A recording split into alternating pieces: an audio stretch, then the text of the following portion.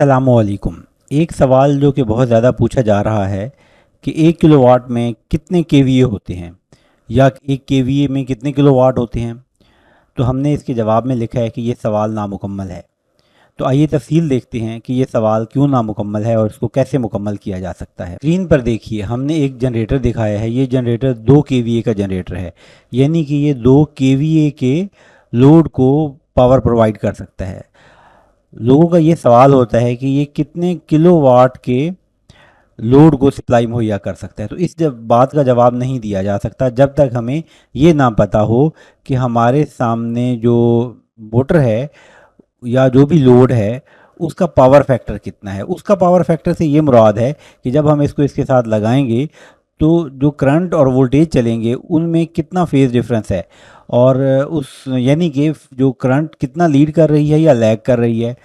दूसरे अल्फाज में हमें ये पता होना चाहिए कि ये जो हमारा सर्किट बनेगा, जो भी लोड हम लगाएंगे उसमें कितना पार्ट जो है वो कैपेसिटिव है, कितना रेजिस्टिव है और कितना इंडक्टिव है। सादा अल्फाज में हमें इसका पावर फैक्टर पता होना ज़रूरी है। ऊपर हमने फार्मूला भी लिख दिया है कि रियल पावर यानी कि जो किलोवाट के अंदर होती है, किलोवाट के अंदर होती है, वो बराबर होती है अपेरेंट पावर यानी कि जो केवीए में होती है, वो अगर मल्टीप्लाई की जाए पावर फैक्टर के साथ तो हमें किलोवाट पता चल जाते हैं। तो इसको आइए तफसील से देखते हैं, बल्कि मिसालों से देखते हैं। देखिए, हमने ये यहाँ पर लिखा है कि अगर हमें वीए पता है, उसको हम पावर फैक्टर से ज़रब दें तो हमें रियल पावर यानी कि किलोवाट पता चल जाएगी। ये दोनों एक ही फार्मूले हैं। अपेरेंट पावर जो होती है वो वीए के बराबर होती है।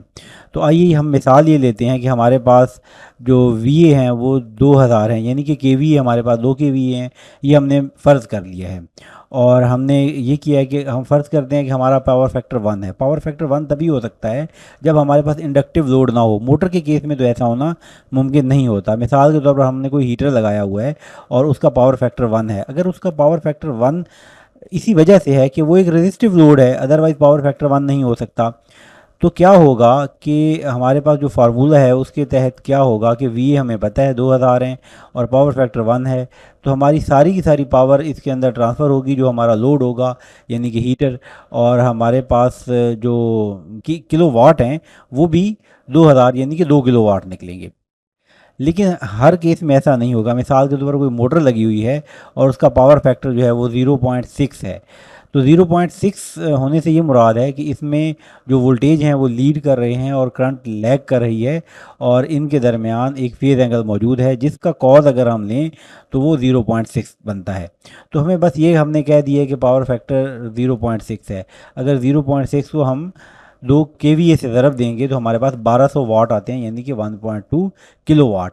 तो दरअसल सारी बात का ख़ुलासा ये है कि बग़ैर ये जाने कि हमारा पावर फैक्टर कितना है, हम ये नहीं बता सकते कि जो 2 केवीए या जितने भी केवीए हैं वो कितने किलोवाट के बराबर हैं।